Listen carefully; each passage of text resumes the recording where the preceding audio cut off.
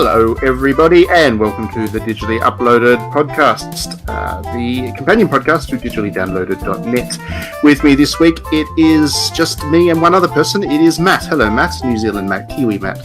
Other Matt. Hello, Matt. Hello, yes. And I would appreciate it if you didn't call me Kiwi, because that is a slur. Oh, yes. Also, I have been informed by our good American friend Tyler. yes. So on the Digitally Downloaded Slack, when we talk about all our editorial stuff, we had a long conversation this week about whether Kiwi was actually offensive or not. And for the longest time, Tyler apparently thought it was like a slur, which it's not for anybody not aware of that. It's okay to call our New Zealand friends Kiwis. They seem to take an odd pride in being named after a really weird bird. Okay, so the news this week, it's starting to quieten down, I think. We're getting closer to Christmas, I guess, and all the developers and publishers are going away on holiday. And there's not too much news coming through, except, I guess, there's bits and pieces that'll come out from Japan because Christmas isn't a holiday over there as much, so they tend to keep working through. But, yeah, other than that, I think the industry itself goes into a bit of a shutdown over the next 2 months. But there's been some little bits of news that have been pretty interesting. For me, the pick of the week is Atelier Lulua has a release date now in Japan. It's going to be released in March, which means it'll probably get released in the West a couple of months later. That's usually how long it takes. And yeah, I'm really looking forward to that. Obviously, not only is it Atelier, but it's also Atelier plus Arland. The Arland trilogy, it's the fourth one in that series. The illustrator is Mel Kishida. They've put out a trailer and it looks absolutely gorgeous, so I can't wait. I know Matt's very excited about this too. Yes.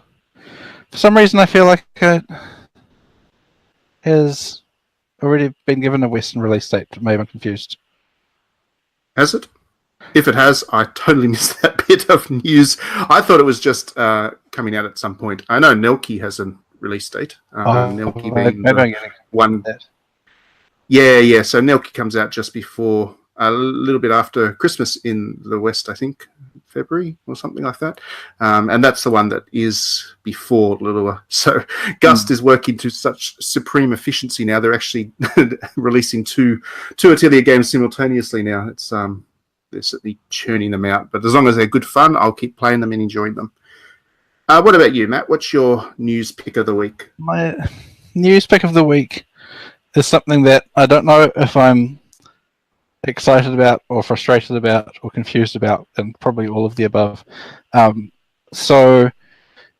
Bloodstained Ritual of the Night is supposed to be coming out next year, but whether it actually will come out or not is a bigger question. But the new announcement is that the people making that have brought on Way Forward to help with the development.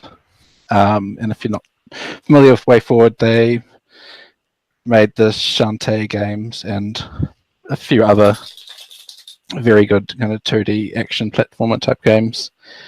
So on the one hand, it's quite exciting news because they're very good at what they do, and with Bloodstained being a similar sort of game, they'll probably have a lot to bring to the table.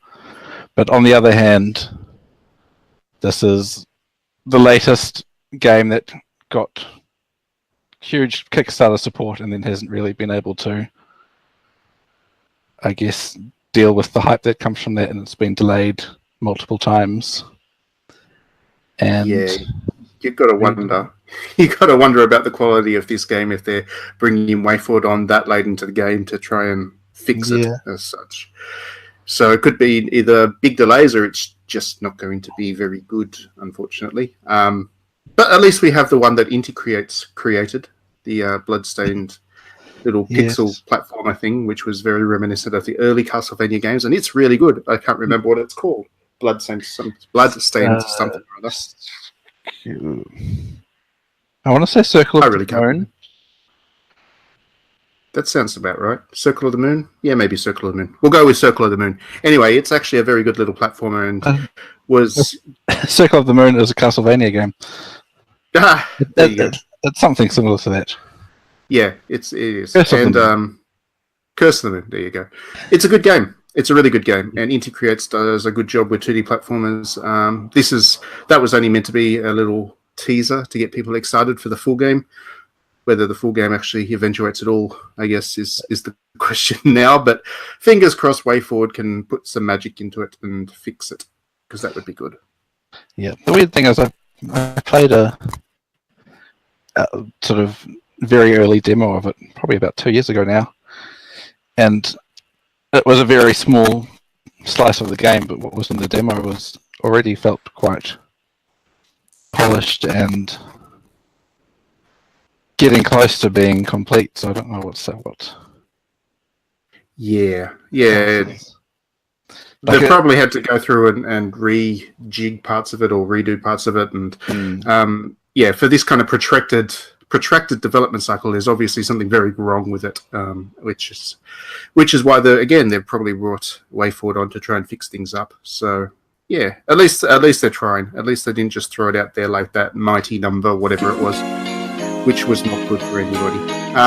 On that note, we'll go to some music. Let's get some music from that Bloodstained little game. He's already out.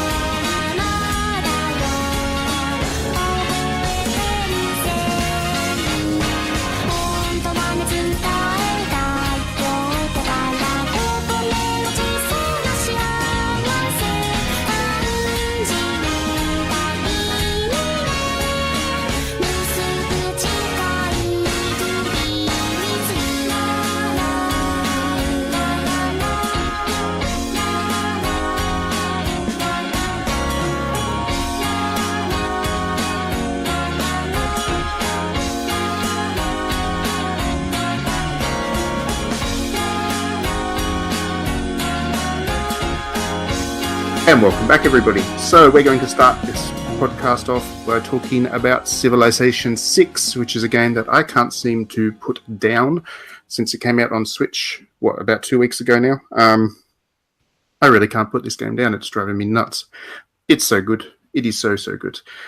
So as you're listening to this podcast right now, there's been the news announced, I guess, that... there's been details released about the next expansion, which is coming to the PC version of Civilization 6.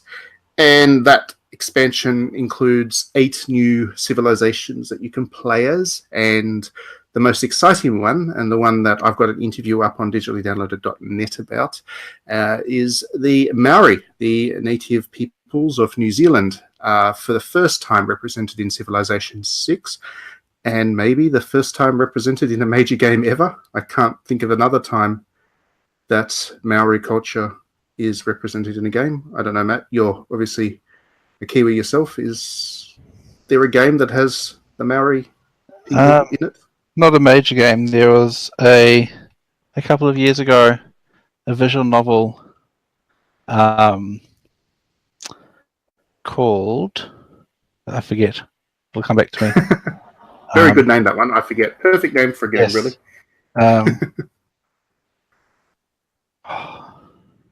We'll figure out the name later on. Yeah, but anyway, it was quite a weird one because I think it was developed in Thailand, but their lead writer was a Kiwi guy, and so it's set in New Zealand, sort of around the 1890s kind of thing. Around there was a bit of a gold rush type thing in the South Island, and so there is it touches a bit on like Māori culture and I guess the effect of colonization and how that's affected them in the relatively early days of white people coming to New Zealand. So that was right. Good game, but not so good that I remember the title of it, and definitely not a major game by any stretch. Yeah, so absolutely, it's not a major kind of AAA blockbuster game by a major publisher, which is why I think it's quite exciting that 2K Games has decided to go to the effort to research the Maori culture properly. From the interview chat that I had with the publisher, with the producer of the game, and I think the lead creative, I can't remember his exact title, they really did go to great lengths. Firstly, to research the stories.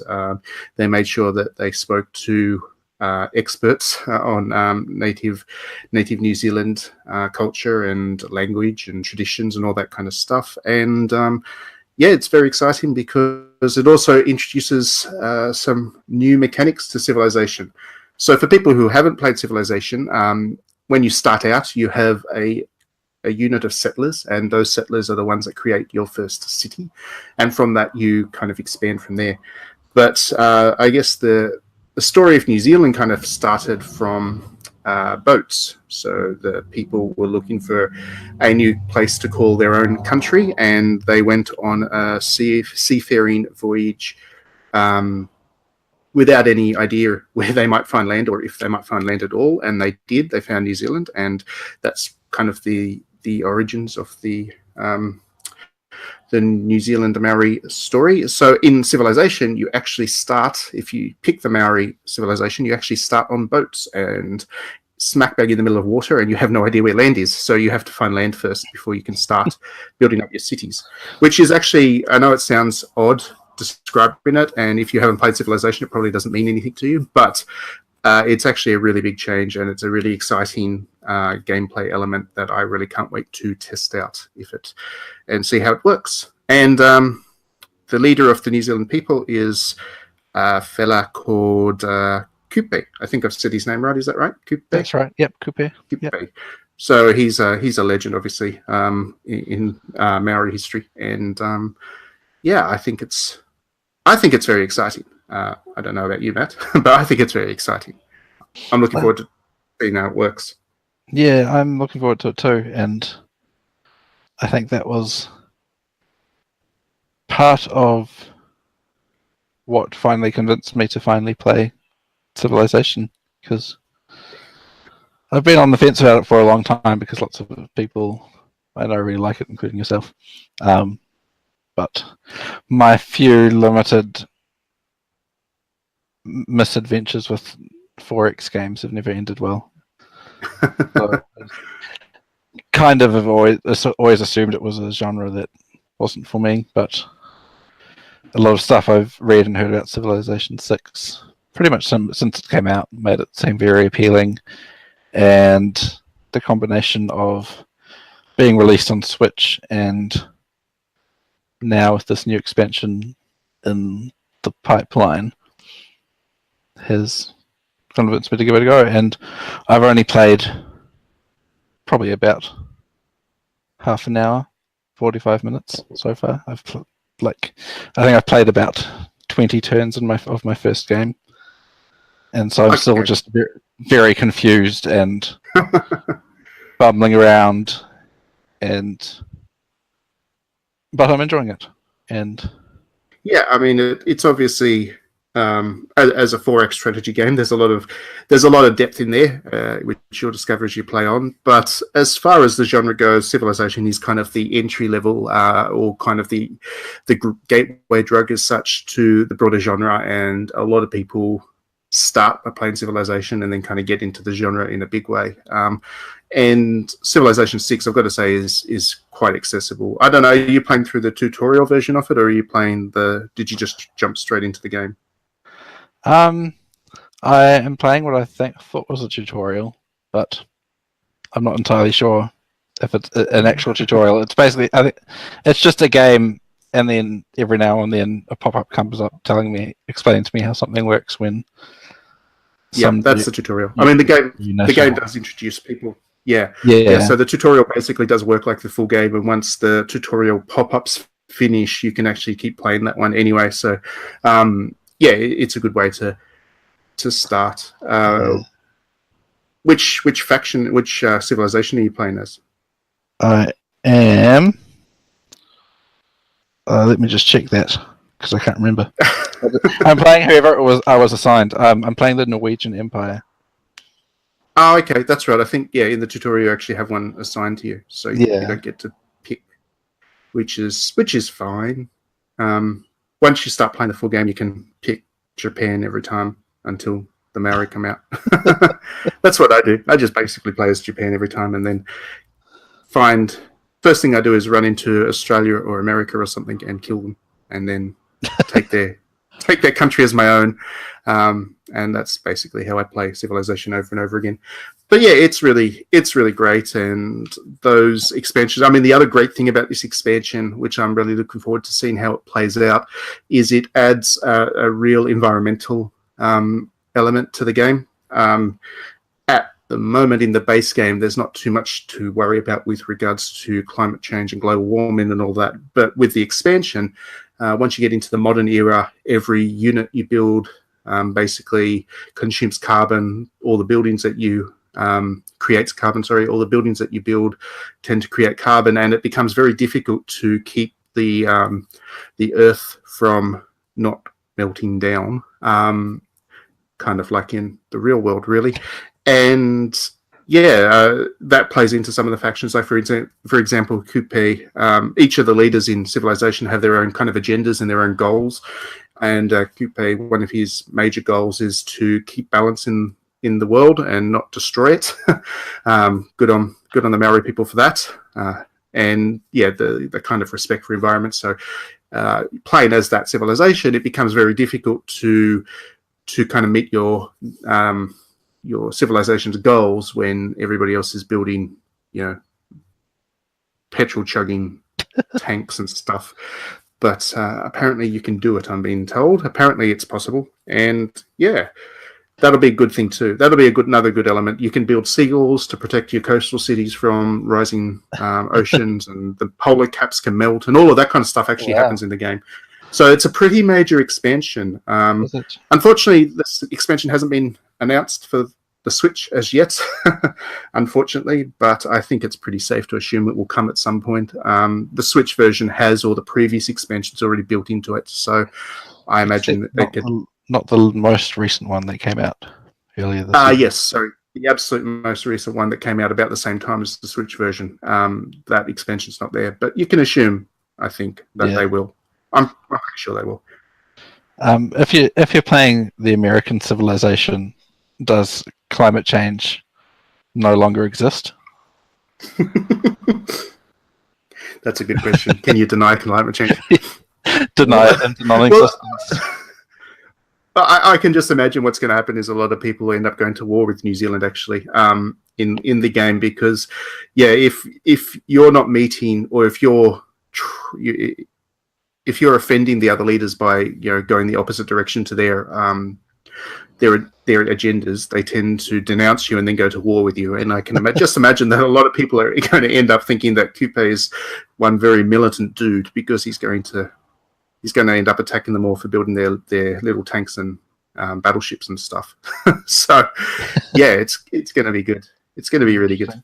Can you tell me from your interview, did you get the impression, what kind of impression did you get about how much research or that kind of stuff they've done? Because they promised me they've done a lot. A lot. They told me that the first thing they did was, got in touch with academics and whatnot in New Zealand, made sure they got plenty of books to read about the Maori culture, and they went to make sure because the facial tattoos, for example, that all has a very particular meaning to the Maori people, and they made sure that the facial tattoos that they put into the game were appropriate and accurate. They went to great efforts to find a native speaker of Maori language to voice Coupe, and obviously to give all of his lines in the native language. So they've really gone to a great deal of depth. And I guess one of the good things about it was, they were telling me that in previous civilization games they had a Polynesian civilization, which was just kind of an amalgamation of basically all the Polynesian peoples. But they realized that it wasn't appropriate to keep doing that, just like it's not appropriate to lump all the Native American tribes into the one civilization. So they've stopped doing that. They wanted to pick just one Polynesian culture and represent it properly. So they were looking at American Samoa. They looked at, I think it was Tonga. And they ended up settling on the Maori as the right civilization to do next. So they've obviously taken this very seriously, and it's not just thrown in because it's a good thing to do. They obviously wanted to get it right, which is good. That sounds good. I'm looking forward to it. Yes, can't wait myself. And on that note, we've talked enough about Civilization. Let's go to some music from Civilization. I don't know if you've come across it yet, Matt, but there's this really cracking version of Waltzing Matilda that plays when after you've run into the Australian Civilization, or if you play as this Australian Civilization. There's this really cracking version of Waltzing Matilda, which has like a didgeridoo intro and stuff, and it's really good. So we're going to play that, I think, if I can find it, and enjoy it. We'll be back to talk about something very different.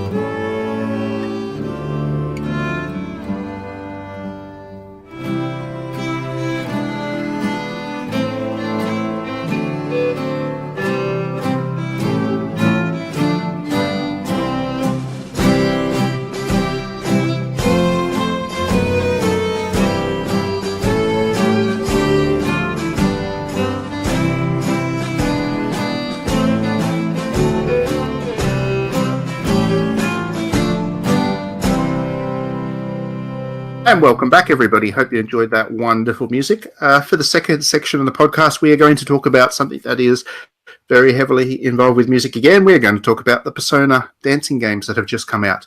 So about a week ago, we had the release of Persona 3 Dancing by Starlight and Persona 5 Dancing by Moonlight, whatever they're called. I can't remember the subtitles of them. They're stupid.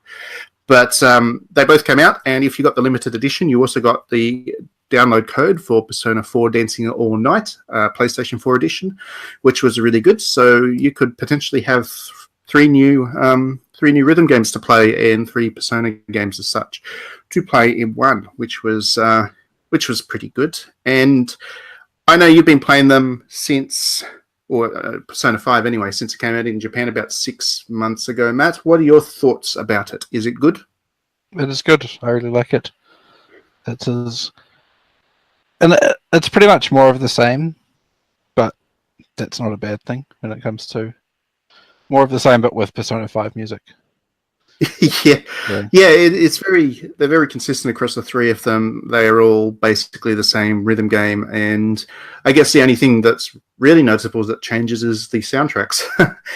Each of them has remixed versions of key songs from the RPGs, the base RPGs, and given the music of Persona 3, 4, and 5 is so good, it's not a bad thing at all to have remixes of it as the basis of a rhythm game, really.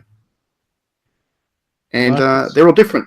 They're all very different soundtracks, which is why if you buy, an awful lot of music to play through, and it's all very different. I guess the one thing that people had a concern about with Persona 3 and Persona 5 Dancing is the lack of a story mode. So Persona 4 Dancing All Night, when it came out on PlayStation Vita, really impressed people because it had a full story which really extended off the end of Persona 4. And it was about 8 hours long, I think, and gave you a chance to re-interact with all your favorite characters and see what happened to them after the story finished. And I think a lot of people were concerned that Persona 3 and Persona 5 Dancing didn't have that story mode. What about you, Matt? Do you think the games suffer for not having that story in it? A little bit, I do. I really like the story mode in Persona 4 Dancing. I thought it was a very good way to extend Persona 4's story in a way that I guess it didn't feel like, oh, we need to make a sequel, so we better just quickly retcon the ending of the previous game to make a sequel fit in. It felt more of like an offshoot of the previous game that fit in a lot more naturally than a lot of those kind of direct sequels often do. And I think it was just a good story in its own right, and it explored a lot of interesting concepts around, particularly around idol culture and fame generally, and the effect of that on people, which is quite interesting. And so it's a little bit disappointing that Persona 3 and 5 don't have that. What do they have instead, Matt? Social links.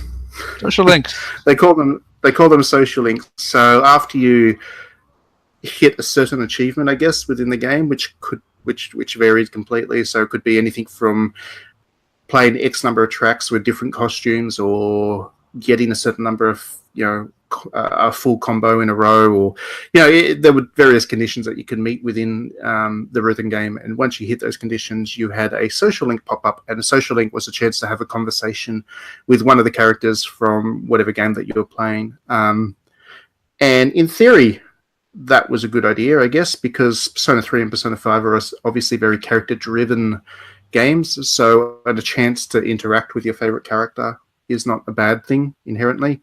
But I don't know, I felt that those social links were a little bit basic in terms of what they gave you with the characters, and they didn't really do anything to enhance the character, the depth of the characters, or what you understood the characters, or anything like that.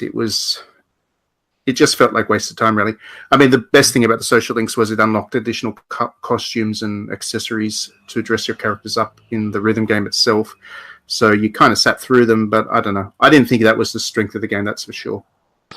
Yeah, that's sort of the impression I got from what I've played of Persona 5 as well, which I'm not super fluent in Japanese, so my understanding of the dialogue in those was relatively limited. But that's pretty much the same impression I got, that they seemed more like just funny little character vignettes rather than anything substantial. And not really even that. Like, for example, as you know, I'm a huge fan of Anne. Big fan of Anne from Persona 5. She's the bestest ever. Well, after Rise from Persona 4, but the two of them are great. Anyway, I was looking forward to the social links with Anne because, for the same reason, I enjoyed the conversations that you could have with Anne in Persona 5 itself. But she just kept talking about dancing and stuff, and nothing about her in Persona 5 was like, hey, she's a hardcore dancer or anything like that. But just because, Persona 5 was very focused on the dancing or whatever, she ended up just talking about that over and over and over again. And it's like, well, this isn't the character that I like from Persona 5. And yeah, it was disappointing. They could have done a lot more to enhance the characters, or use these games as a way of enhancing the characters, and they didn't. But in saying that, I did give the games the collection. So, if you played 3, 4, and 5 together, the collection overall is still a solid 5 out of 5 game. I think the rhythm game action is as good as it gets. I really enjoy the mechanics of those. I really love the music, the way that the remixes work, and the choreography of the dancing itself is really good as well. Visually, they're very impressive games, and I think Persona 5 or Persona fans will still enjoy them even without that story mode, is my thought, I think. I agree. I really like the way they approach music in that whole series, because a lot of other sort of rhythm games based on other video games just take the music directly and drop it into and build a rhythm game around that, and that works for some music. It doesn't work super well with a lot of the kind of music that you often would have in a video game, because they tend to be more ambient sort of background music. Yeah, absolutely. And so I think by having remixes that make them sound more like songs you would dance to, it makes for a better rhythm game. Yeah, absolutely. I mean, the way they've remixed the music is really good. The beat is really strong, and because the beat's really strong, you can actually feel what you need to do, in terms of pressing the buttons. And the beat maps are actually really impressive as well. Just the way that you interact with the music through the rhythm game is really good. It has a good feel to it, and it's really well designed. And the other thing to note is the amount of customization you can do in Persona 3 and Persona 5 dancing is pretty impressive. There's a lot of costumes to unlock, a lot of accessories to unlock on top of that, and it's fun playing dress up with your favorite characters. Doesn't matter what game it is, really. It's always fun. And you can get a chainmail bikini for Anne, which is good. Of course you can. You have to play a bit to get there, but it's worth it. What else is there? There's also a VR mode for the PlayStation 4 version of the game, which is not very good. I've only played it on beta, so I think the VR was the one thing that was made me vaguely interested in getting the PS4 version, but you say it's not very good. Well, I mean, it works, but it's obviously a very minimal addition that they've just thrown in there, probably because Sony gave them money to do a VR thing. It's basically just a character viewer thing. Oh, okay. So you can dress your favorite character up in whatever you like, and they'll either pose or dance on the screen, and you put the VR headset on and you see them in VR, it works. It works. That sounds much less interesting. When they first announced it, I kind of assumed it would just be the game, but in a VR environment. Yes, that would have been really good, but not to be. Maybe somewhere down the track. Yeah, that would have been a lot more work as well. But anyway, yes. If you like Persona, and you like the Persona games, check them out. If you like good rhythm games, check them out. I will say you don't actually need to. If you have a soul, check them out. I will say you don't actually have to be a huge fan of any of the Persona games to enjoy these, because the music really does stand on its own anyway, because they're remixes done in a dancey style. They don't really feel like game music anyway. And the best example of that is I have played Persona 3, but it was a very long time ago, and I only vaguely remember any of it. And I still had a great time with the music in Persona 3 dancing. So you don't need to have. You don't need. It doesn't have any assumed knowledge. Let's put it that way. Yeah. On that note, let's get some music from one of those three. I don't know. I'll pick a good song. One of the Persona dancing games music, and we'll come back and talk about Christmas, I think.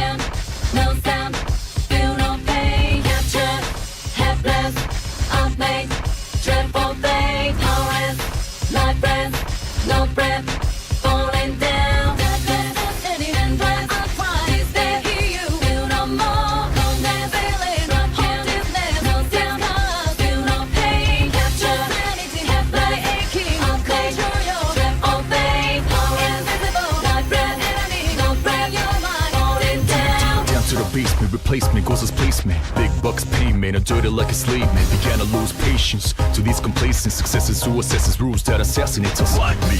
Lot of confidence but fall from vanity. Reason why I got a crew behind me, my family. Even if they try to bribe me, never ride. I believe in beauty or destiny. It's fire, dark of the blood, the fresh of the flesh, but dark of the soul, the less of the heart, the lessons are taught. Yo, backside of TV, this song's like DV. Bottomless dark, so don't mean not for the weak kids. Underestimated way your brainwash illuminated, bunch of hallucination, but to some's elucidation. Hell now, won't cave, I'm an outlaw. Switch my style, count tap for the southpaw.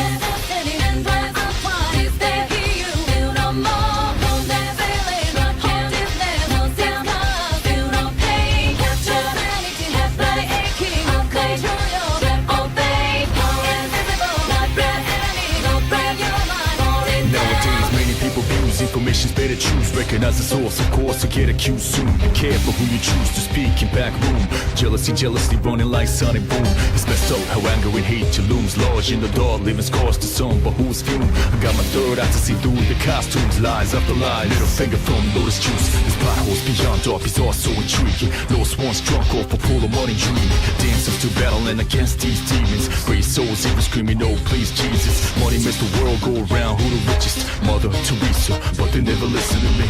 Kept dressing with a fake cover and spitfire, burn these trees, baby, baby, baby.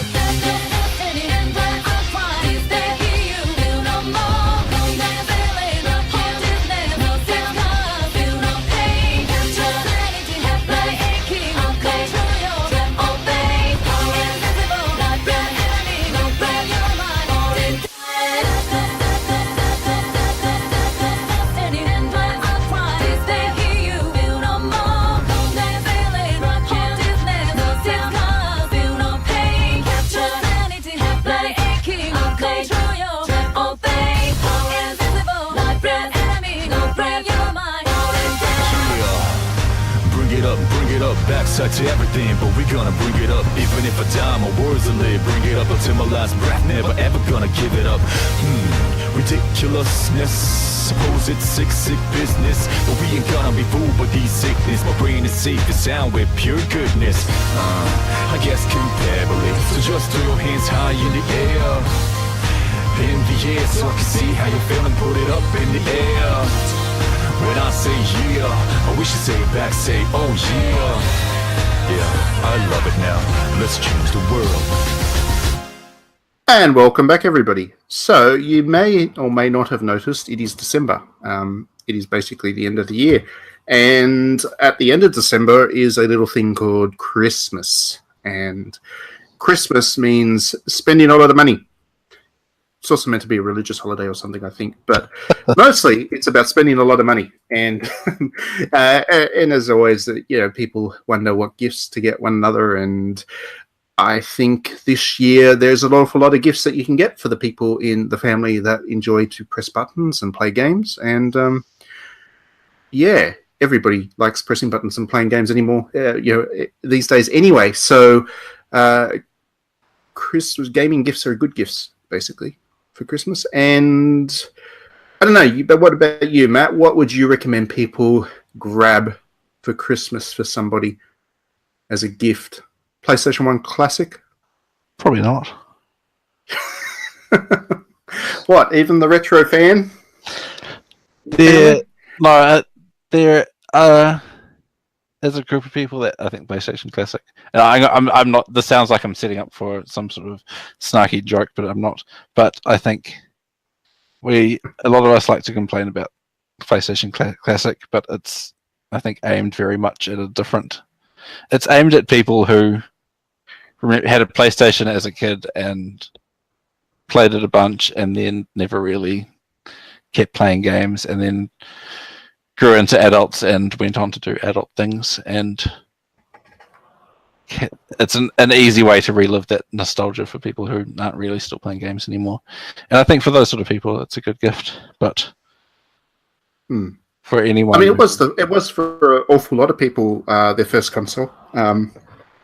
It was probably the first console that really took video games to the mainstream, kind of outside of the initial gamer people that Nintendo and Sega appealed to with the earlier consoles. The PlayStation was the first kind of broad interest console, I want to say, and people who weren't necessarily into video games as such could still get something out of buying a PlayStation, and still did. So it was an instrumental console in the audience for video games, and I think you're right. I think for those people that had the PlayStation as their first console, the lineup of 20 or so games that are on there represent a good mix of games that they probably played a lot back when they had their PlayStation.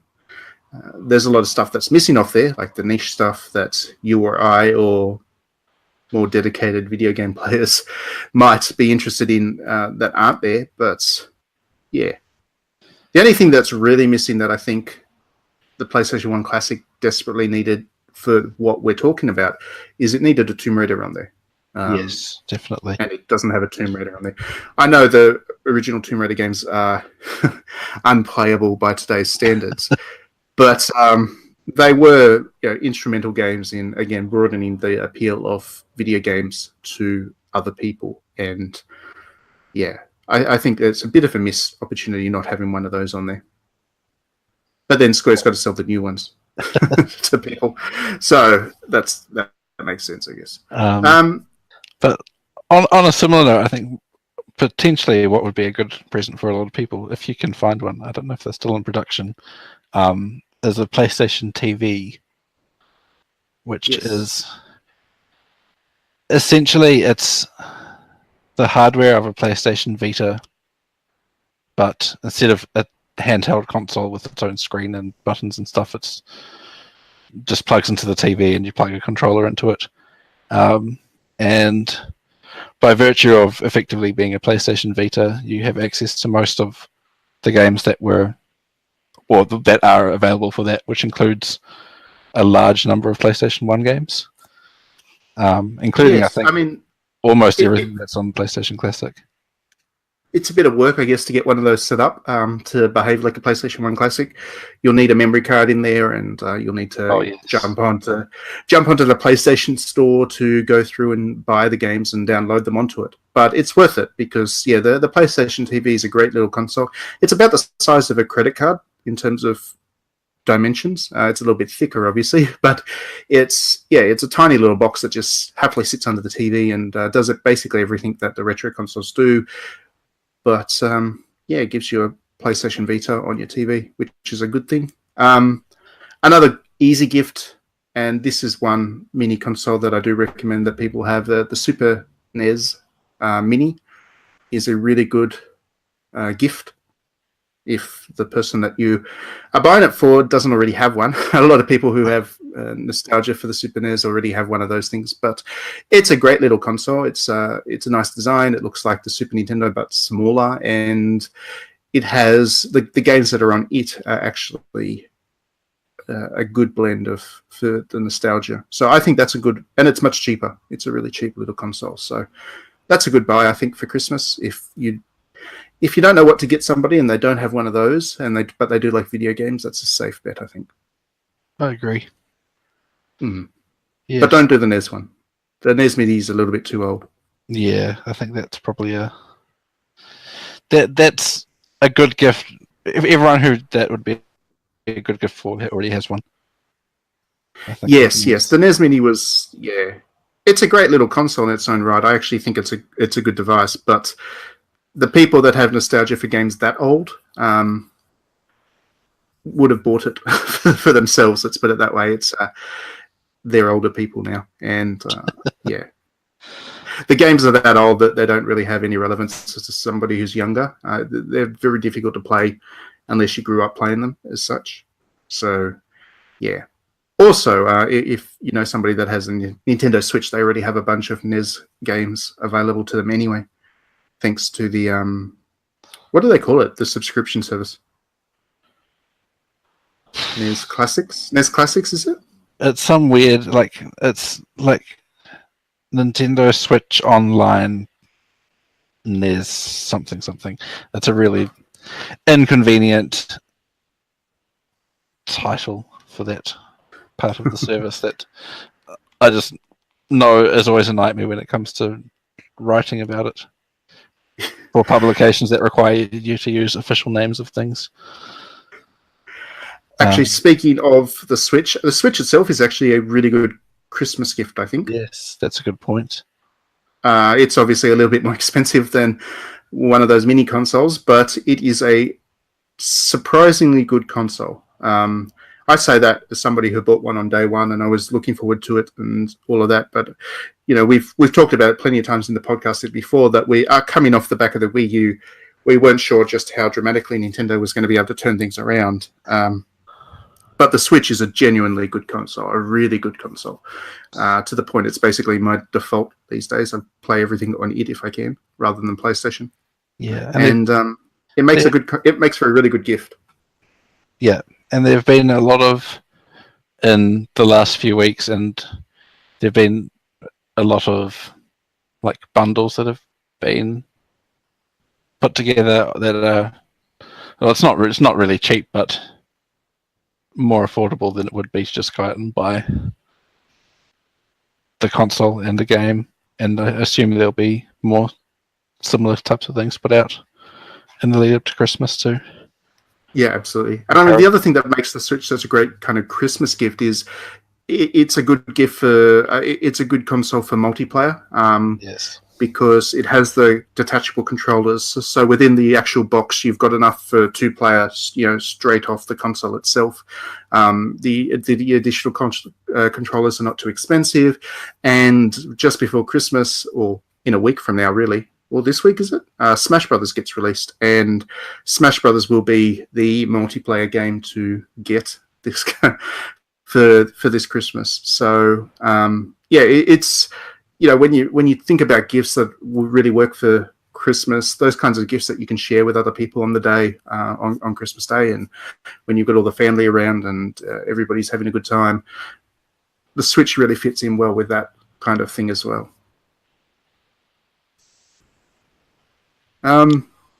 What else can we think about? Funko Pops? Just don't. No, that's... I know. Give those to people. It's going to happen. You know it's going to happen. There's going to be people that go shopping. They go to their nearest EB Games. They see the Zing store next to it. They walk into the Zing store and they see 5 billion Funko Pops across the wall, and they're looking through those and they find, my kid, my friend, my partner, whoever likes that character. Let's get them the Funko Pop, and just don't do it because it's mean for that person. Funko Pops are terrible and ugly and evil. Yeah. I hate them. Matt. I want to send Funko Pop out of business. That sounds like a noble goal. Instead of getting a Funko Pop, buy the PlayStation VR bundle that comes with Moss and Astrobot Rescue Mission. Because those are 2 of the best VR games that have come out so far, and I think the normal retail price of that bundle is about $300. Yeah, it's getting to a really affordable price, which is good. VR's always had that potential that it just needed to drop to a price where people will take a risk with it. I have to say there is a risk with buying that for a gift, that if somebody can't play VR, that's a good point. It'll come across as a disappointing gift because there are people that struggle with VR. It has the potential to make people feel queasy, motion sickness, headaches, and all of that kind of stuff. I would recommend, if you were thinking of getting VR for somebody, see if you can figure out some way to get them to try it first. And if they can handle it, then yes, it makes for a great gift. If not, keep the receipt because you might need it, which is unfortunate. It'd be nice if absolutely everybody could do VR, but yeah, it does mess with the heads of some people. So recommended gift, but with a disclaimer attached. Still better than Funko. Should people be getting Fortnite for their friends as gifts? Fortnite, as in the free game? Yeah, I think the Fortnite's the perfect gift to give somebody because it's free. Hey, look, it's a free game, and it's still plasters all the shelves anytime you walk into a game shop, which is I guess they're bundles of. Fortnite I think it's the freemium currency, isn't it? Yeah, it's like the in-game currency that you use to buy decorations for your characters. Are the decorations? I don't know. I've played Fortnite like 3 games and realized it was terrible and never played it again. Every time I walk into a game shop, there's some like 4-year-old kid grabbing one of those placeholder boxes off the shelf and trying to beg their parents to buy it for them. Is it all the dances in Fortnite that all the kids are doing these days? Is that the thing? That is the thing, apparently. And, yeah. I don't know. We're old, Matt. I think we're too old for Fortnite. But apparently that would be a good gift. If you've got a kid that likes shooting stuff, Fortnite's probably is better to do Fortnite than Battlefield. Let's put it that way. Probably, but also maybe look into it first and don't buy it for someone who is too young for it. Yes. As always, especially for parents buying gifts for kids. I don't know if we've got many parents that listen to this podcast, but if I always think that it's a good idea to exercise some restraint with buying these things. Like if a game's R-rated, even if the kid has it on their Christmas list, maybe don't. Because a lot of the popular games are the Call of Duties and the Battlefields and all of that kind of stuff, and I don't know if they're appropriate for kids. They'll be on lists, but I don't know if they'll be appropriate. No. Of course, your kid's not my kid, so maybe your kid is really mature and can handle Battlefield, and power to you, I guess. But yeah. On that note, let's wrap things up. Whatever you do, I hope you have an absolutely wonderful Christmas. Anyway, I'm sure whatever gifts you find for people are going to be wonderful, and just don't get them Funkos, and they'll be happy. And we'll be back next week. I'm not quite sure when we'll wrap up the podcast for the year, but we've got another episode or 2 to go anyway, I think. We'll head out with some music from... What's some good music to use, Matt? Let's go with something that's on the PlayStation Classic. Final Fantasy VII's on the PlayStation Classic, isn't it? It is. Yep, we'll get a song Final Fantasy VII to wrap things up. Thanks very much for tuning in as always, and we will see you next week.